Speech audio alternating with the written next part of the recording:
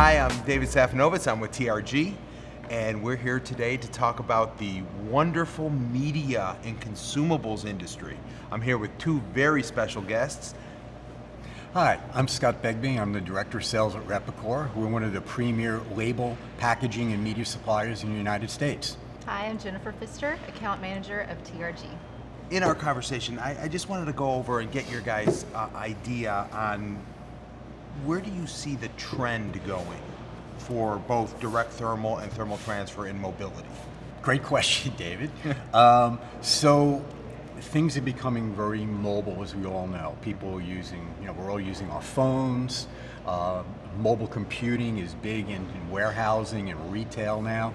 So people are now wearing mobile printers.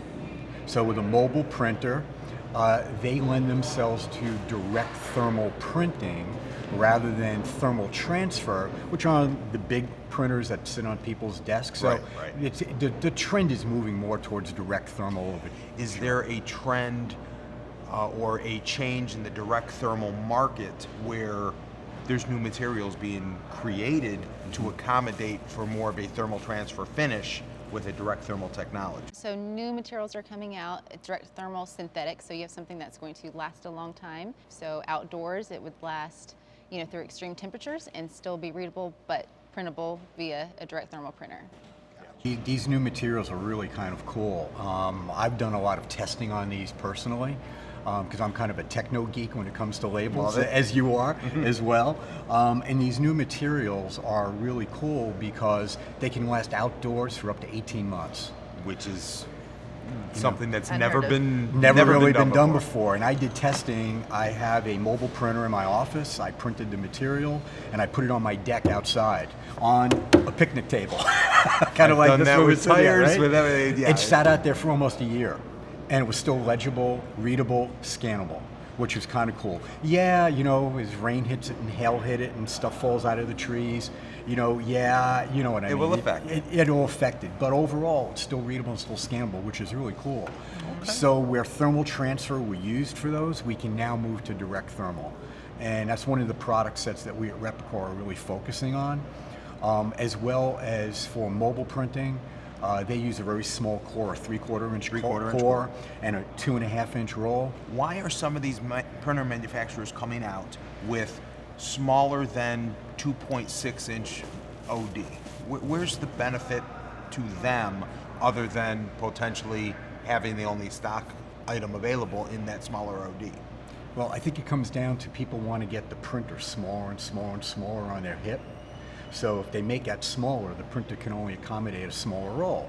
That's why we're seeing 2.2 inch ODs, 2.3, 2.4, 2.5, and 2.6. Gotcha. From the same printer manufacturer, to mention, you can mention Zebra or any of the printer manufacturers. Right. Even amongst their printer portfolio, they go from 2.2 to 2.6 OD based upon the size of the printer. And being a manufacturer, are you looking to accommodate the growth in mobile printing and putting more stock in place for the different ODs? What we're doing at Repacorp is we're investing in what's called automated turrets. So when we produce these labels, we don't have to have individuals take a big roll, go to a rewind machine, and put them on a small roll all manually. This is now automated.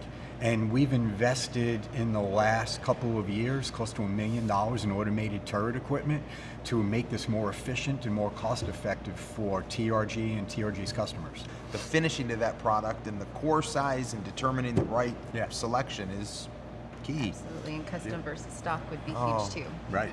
And that's why if we can increase stock on some of the bigger users, it makes everything easier in the industry. So our catalog has expanded to accommodate all the mobile rolls, both through receipt papers as well as labels, because of that trend. What vertical markets are you guys seeing the greatest growth in?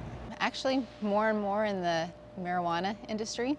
We're getting a lot of requests just for the different Cannabis is growing. The cannabis industry is skyrocketing. Individual farms, labels, shops, they're all going in they're blowing up. Sure. It's all traceability, right? Because it's not federally regulated at this point because it's still illegal federally. Yeah. But so each state has regulations that each people have to accommodate, and traceability is one of the biggest things that they have to Have track. you seen any label requirement that's kind of come into play across the board for that industry specifically, or is it all the individual account, is it still all across the board? All across the board. I've seen some that are very elaborate. Ones are more for recreational use, and then more for medical use, they're a little bit more subdued. They don't want it to be attractive, or it just. Yeah. Gotcha. What do you guys see as a trend for digital printing, and do you see that as a market that's going to continue to grow and expand? Oh, absolutely. We just invested in 2 new digital presses. Okay. That are both 1200 DPI. We're going to be replacing our old digital equipment, which are 300 and 600 dots per inch, to 1200, which is near photographic quality. Yeah. They still use UV inks, so they're very durable inks. But the cannabis industry in particular really loves that because we can do short runs, and they do multiple SKUs of each item, and each package is different.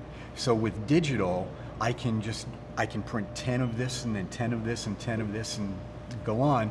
Where with the old flexographic, I would have to set up a press, I'd have to use color Master plates, I'd have to rolls, break it down. which is where we can order Right. smaller quantities, Right. higher definition, Correct. and full color. Right. Now, there's a tipping point with digital and flexographic. Right. 25 to maybe 30,000 labels. It gets more cost effective to move to flexographic.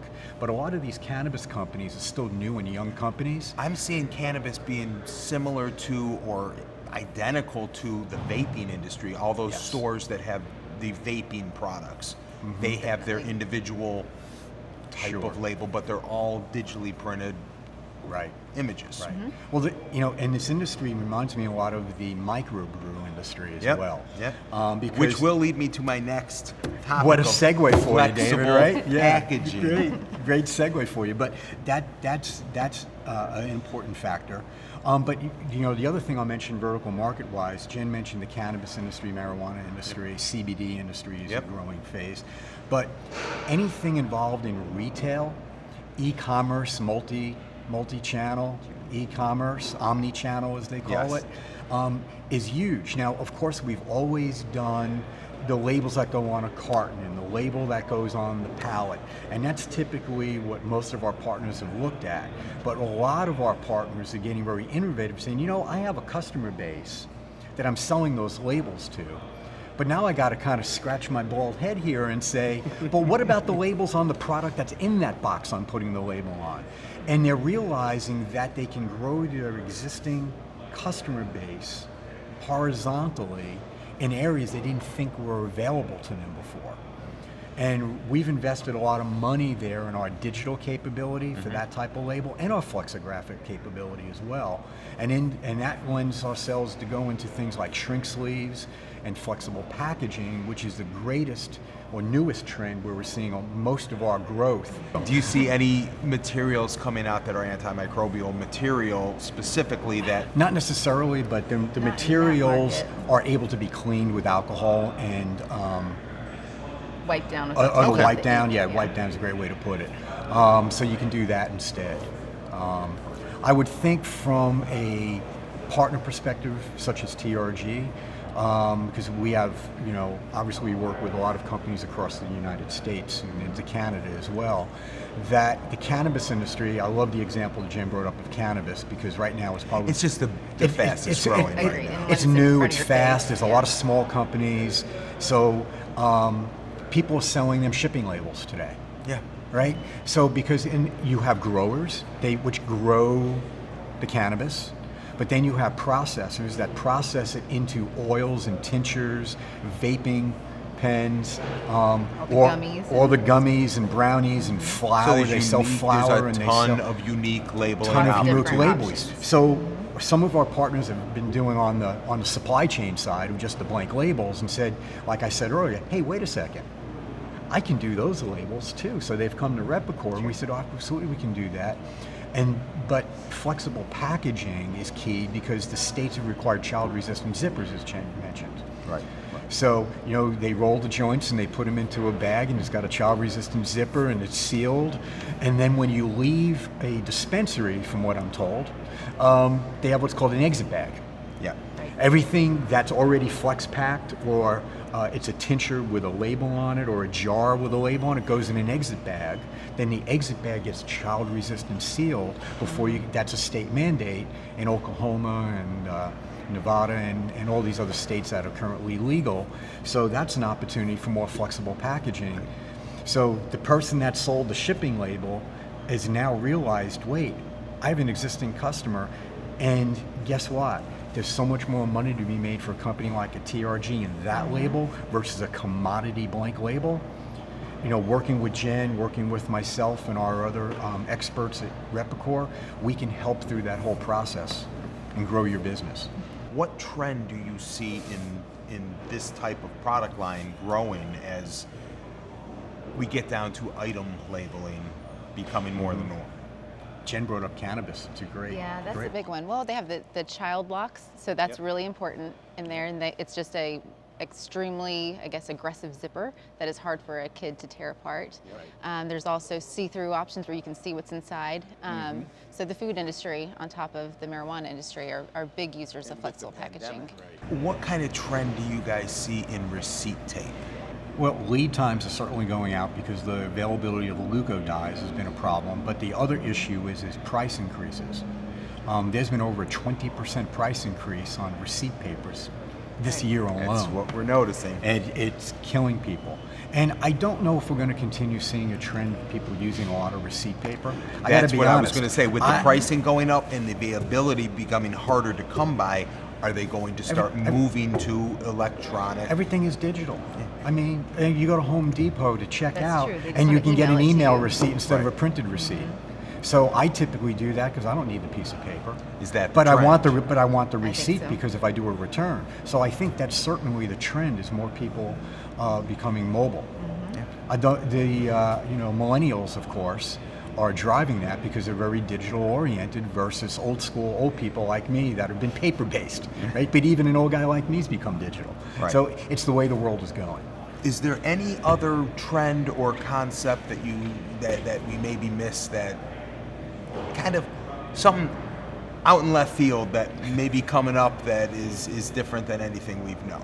I haven't really seen a whole lot of earth-shattering new things. I mean, it's just the sustainability factor. I think in flexible packaging, they have biodegradable materials because that is important. Where's that trend going?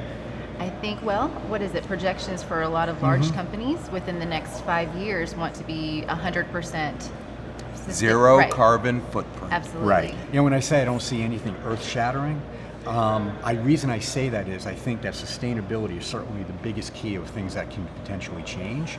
However, it needs to become more price neutral, because like in the world we talked about RFID, seeing expansional growth versus, I think sustainability is growing at a very small rate. Because of the expense. Because of the expense. So what would be earth-shattering is price neutral, zero carbon footprint. Would change the game. Would change the game. I think it's there, but it's not quite ready yet. Maybe in the next 18 months to 2 years, from what I hear, there could be some things, but I have yet to really seen them, so I'm not going to say I don't see anything earth-shattering yet. I'm reserving my judgment on that part yet. Great conversation. Thank you both for coming out. Really appreciate it. It's a fantastic time, and love your insight. Thanks for having me. Thank you again. Okay, thanks.